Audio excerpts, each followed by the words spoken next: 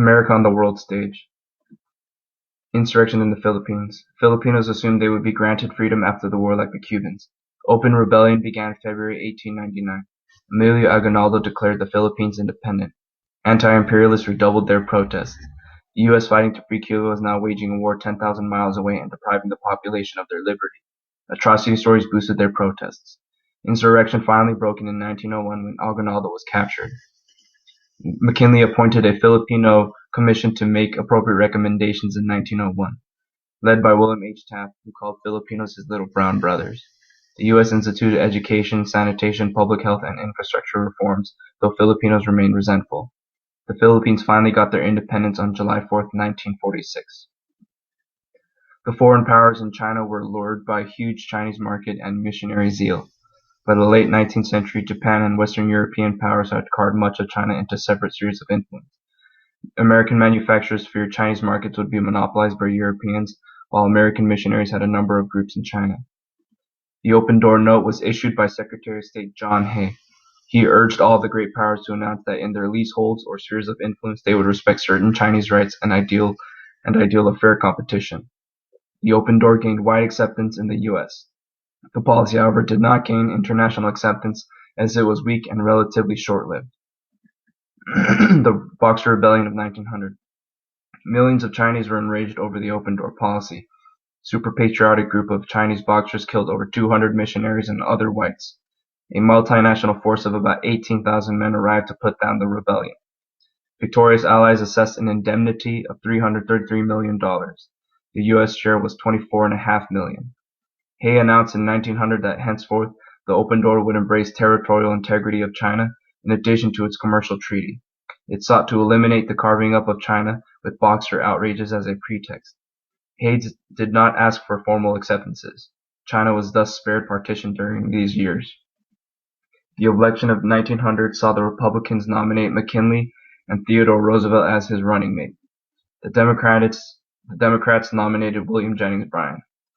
The campaign was similar to the election of 1896. McKinley waged a front porch campaign. Bryan campaigned throughout the nation criticizing Republican imperialism and support of trusts. Imperialism became the main issue. Teddy Roosevelt out-campaigned Bryan and cut into his Midwest following. McKinley thus defeated Bryan 292 to 155 and by nearly 900,000 popular votes. On September 1901, McKinley was assassinated by a deranged anarchist, Leon Zolkos. TR became the youngest president thus far in U.S. history at age 42. Roosevelt pledged he would carry out policies of his predecessor. Theodore Roosevelt was the first president to play a significant role in world affairs. Imperialism in the Western Hemisphere. Speak softly but carry a big stick and you will go far. TR was a major proponent of military and naval preparedness. The Panama Canal. A Spanish-American War emphasized the need for a canal to connect Atlantic and Pacific Oceans. There was a need to overcome legal challenges, however. The Clayton-Bulwer Treaty of 1850 prohibited any country from securing exclusive control over an Isthmian canal. Between 1878 and 1889, the builder of the Suez Canal, Ferdinand de Lesseps, could not make a canal in Panama work. The Hay-Pauncefote Treaty of 1901. Britain agreed to give the U.S. the right to build a canal and the right to fortify it as well. Britain, however, was occupied with the unfriendly Europe and the South African Boer War. The Colombian Senate rejected a treaty and negotiated the U.S. for a canal in Panama. The creation of Panama, gunboat diplomacy on the part of the U.S. The French representative Felipe Bonavia worked with Panama revolutionists to raise tiny patriot army and win independence from Colombia. On November 3, 1903, the Panama Revolution. The U.S. naval forces did not allow Colombian troops across the isthmus. By November 6, TR had extended recognition of Panama. Thus, the manifestation of the Hay-Bonavia Treaty in November 1903.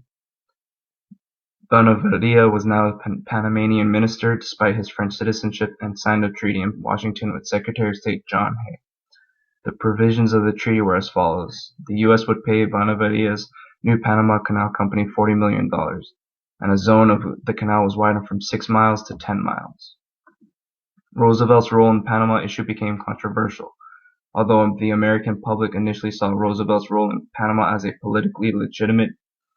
TR in 1911 claimed, "I took the canal," thus sparking a wave of controversy. The U.S. suffered diplomatically as Europeans sneered at apparent U.S. hypocrisy.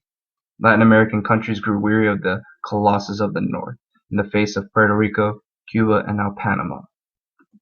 The canal was completed in 1914 at an initial cost of $400 million.